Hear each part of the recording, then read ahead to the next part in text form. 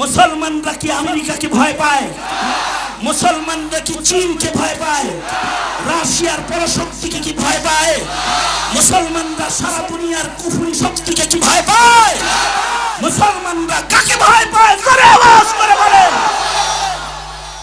এ কারণেই মুসলমানদের উপরে সারা দুনিয়ার কাফেররা খেপা। মুসলমানরা যতক্ষণ আল্লাহকে চিনবে আর বুঝবে, আল্লাহ তাআলাকে ভয় পাবে, ততদিন পর্যন্ত এই মুসলমানকে পরাস্ত করার ক্ষমতা সারা দুনিয়ার কুফরি শক্তির মিলে হবে না। ঠিক না বে ঠিক? জোরে আওয়াজ করে বলেন, আরো জোরে আওয়াজ করে, চিৎকার করে জোরে আওয়াজ করে বলেন। আর যদি আল্লাহরে না চিনে, তখনই কিন্তু এই মুসলমানের বিজয়ের গ্যারান্টি আল্লাহ তাআলা আর দিবে না। এই কারণে আল্লাহকে যেন না চিনে, কাফের মুশরিকদের মিশন হলো আমাদেরকে, আমাদের প্রজন্মকে, সন্তানদেরকে দ্বীন বিষয়ে মূর্খ করে গড়ে তোলা। আমরা এটার শিকার হয়ে গেছি। কিন্তু আগের জমানার মুসলমানরা দ্বীন শিখতে শুধু নরের কাছেই যাইতো না, দ্বীন যদি নারীর কাছে থাকতো তাহলে দ্বীন শিখতে তারা নারীর কাছেও যেত। রাবিয়াতুল বসরি ওইরকম একজন মহিয়সী নারী, যার কাছে দ্বীনি ইলম ছিল। রাবিয়া বসরির কাছে এক যুবক আসলো। একটু বাতাসের ব্যবস্থা করতে হবে আমাকে, একটু বাতাস দিতে হবে।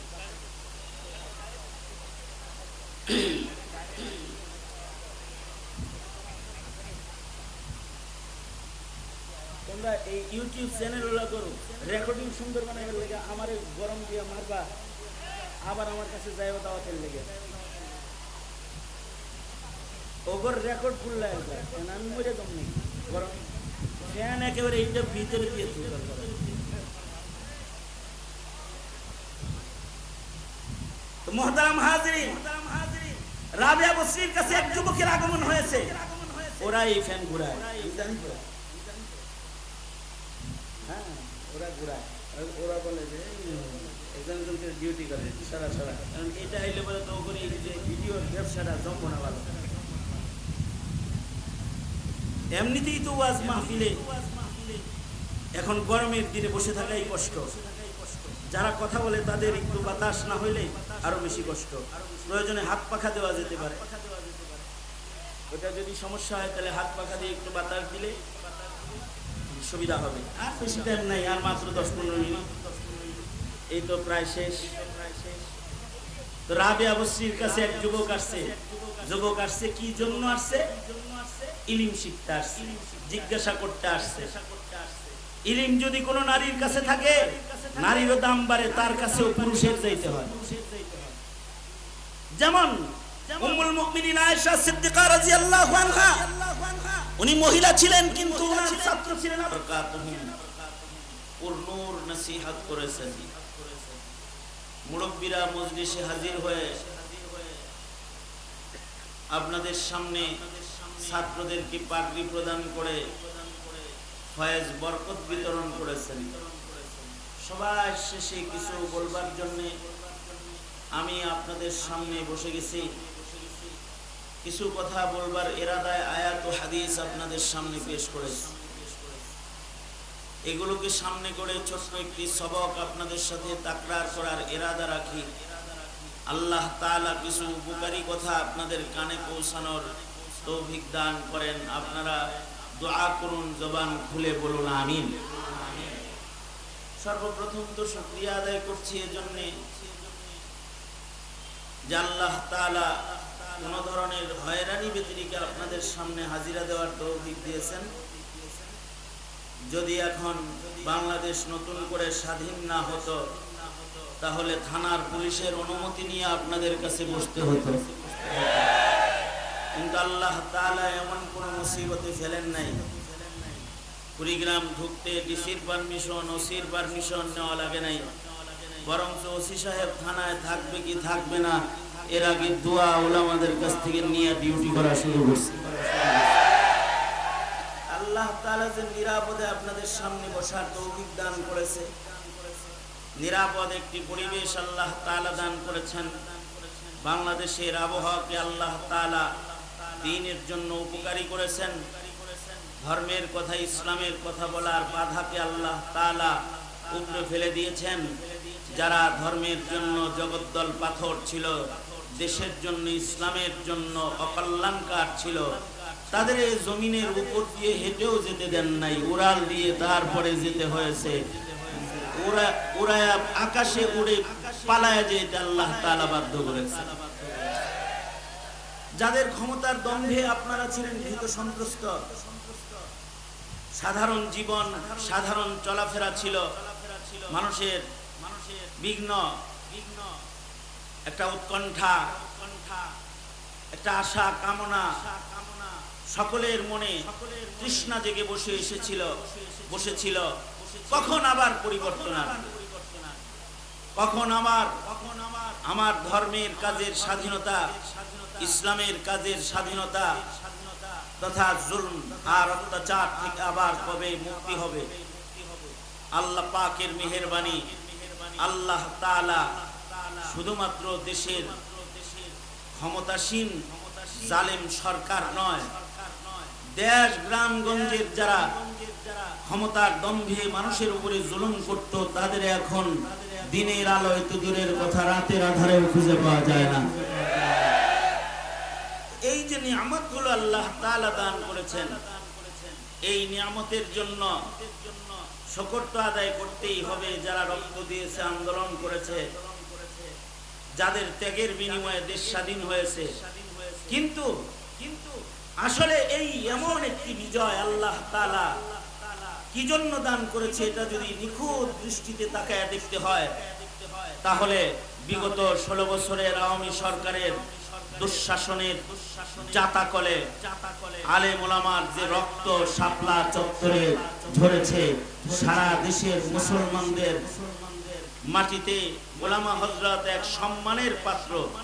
তাদেরকে সারা দেশ থেকে মামলা মোকদ্দমার মাধ্যমে যেভাবে এক হয়রানির জিন্দেগির শিকার তাদেরকে করানো হয়েছে, বছরের পর বছর যোগ্য বুজুর্গ ওলামা হযরতদেরকে জেলখানায় রেখে অমানবিক নির্যাতন করা হয়েছে। আল্লাহ তাআলা আল্লাহর পেয়ারাদের উপরে এই জুলুম বরদাস্ত করেন নাই, এবার তাদেরকে জমিন থেকে আল্লাহ তাআলা তাড়িয়ে দিয়েছেন। সঙ্গত কারণে এইখানে যে ওলামাদের কাফেলা আজকে বসেছে, অথবা 60-70 জন হাফিজ কোরআনকে যাদেরকে পাগড়ি দেওয়া হয়েছে, অথবা এদেশের উলামায়ে কেরাম যারা আছে, যাদের সিনাকে আল্লাহ তাআলা আল্লাহ পাকের ইলম হিফাজতের জন্য মনোনীত করেছে, আগে তো তাদের মূল্য বোঝা দরকার। জাতি যদি তাদের মূল্য বুঝতে পারে, তবেই না তাদের কদর করতে পারবে। যখন চিনে তখন কিনে, আর যখন কদর বুঝে না, তো তখন কদর করার যোগ্যতা জাতির থাকে না। এবং কদর যেন না করতে পারে, এই উত্তম কাফেলাকে যেন কেউ চিনতে না পারে, এইটা বাস্তবায়ন করার জন্য বিগত দিনে ইসলামের দুশমনেরা এদেশের আলেম ওলামার উপরে জঙ্গিবাদের মালা পরানোর চেষ্টা করেছে।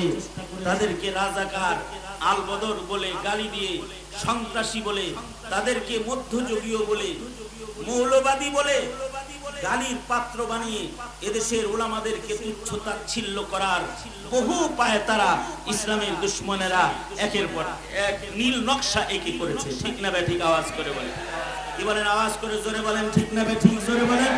কিন্তু আপনারা বলুন তো, এই দেশের কোনো অন্যায় অথবা কোনো অপরাধ অথবা কোনো চাঁদাবাজি অথবা কোনো খুন খারাপি অথবা কোনো ধ্বংস রাজ্যের সাথে ধ্বংস কার্যক্রমের সাথে, এদেশের কোনো অন্যায় হানাহানির সাথে এই দেশের আলেম ওলামা যারা ইলম আর আমলের পাহারাদার, বলিষ্ঠ আওয়াজে উত্তর করে বলুন তো, আপনারা কি তাদেরকে অন্যায় কোনো কাজে কখনো দেখেছেন?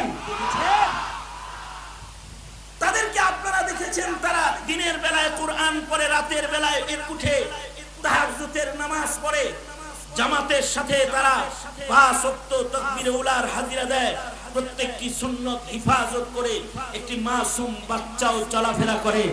তাদেরকে আপনারা দেখেছেন জাতিকে তারা অস্ত্রের প্রশিক্ষণ শিখায় না, মাহফিলেও জানাজা পড়া দেখায় শিখায়।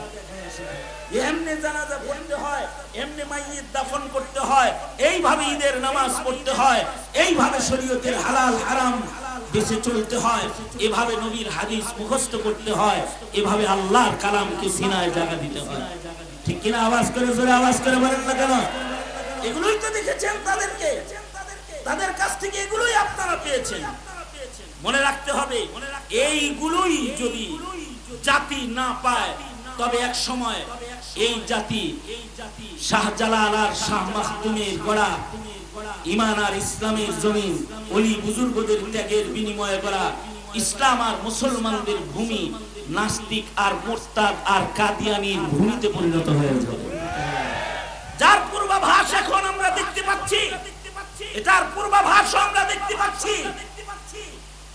আজ থেকে 3 যুগ আগে যখন কোন নাস্তিকের মাথা চারা দেখা যেত, এই নাস্তিককে এই মাটিও মানুষ দেশে থাকতে দিত না।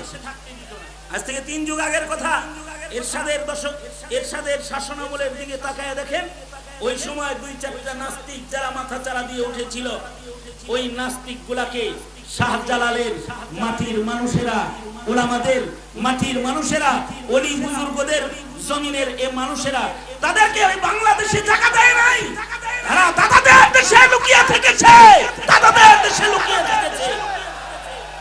আজকে ইসলাম ও মুসলমানদের ক্ষতি করবার জন্য এক যুগ ধরে, যুগের পর যুগ সাধনা করতে করতে এই নাস্তিক গুলাকেই ইসলামের দুশ্মনেরা এমপি বানায়েছে, মন্ত্রী বানায়েছে। এদেরকে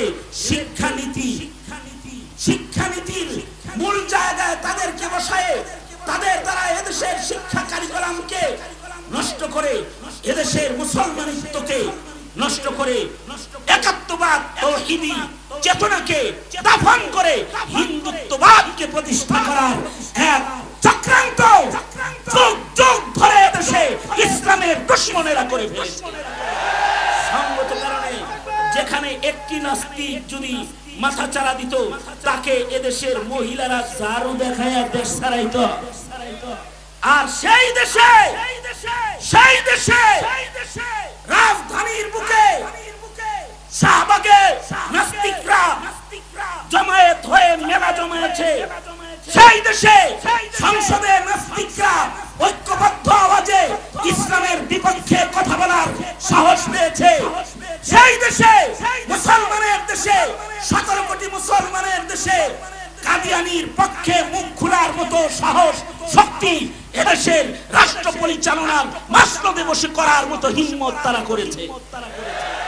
এতটাই নোংরা সমাজ এখন হয়েছে।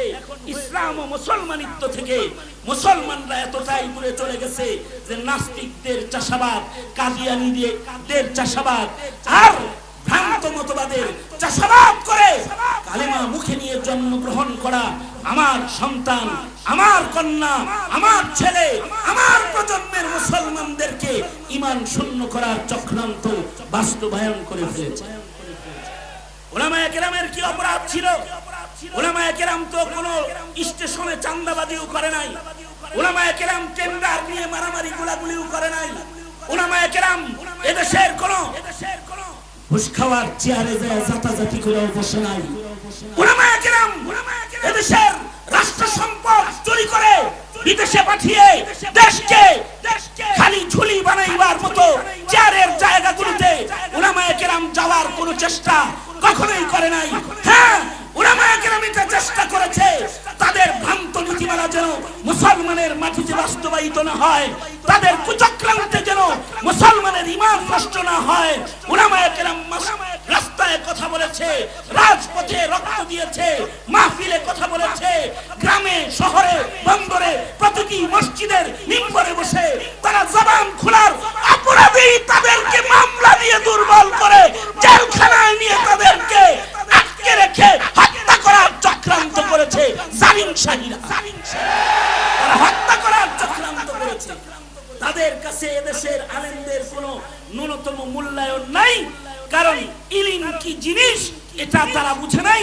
তারা মানুষের মর্যাদায় আসনে মানুষকে মানুষ বানাইতে তারা ডিজিটাল পদ্ধতি ব্যবহারকেই নিজেদের জন্য কার্যকরী বিষয় মনে করেছে কোরআনকে দূরে ঠেলে ডিজিটাল পদ্ধতির বিজ্ঞান আর উৎকর্ষের শিক্ষাকেই তারা সামনে এনে জাতির ইনসানিয়ত দূর করে হাইওয়ানিয়তকে এস্টাবলিশ করেছে। অথচ মানুষের মূল্য কি বাতি দিয়া, মানুষের মূল্য কি রাস্তা দিয়া, মানুষের মূল্য কি বিদ্যুৎ দিয়া? ওই সমাজ, যে সমাজে বিদ্যুৎ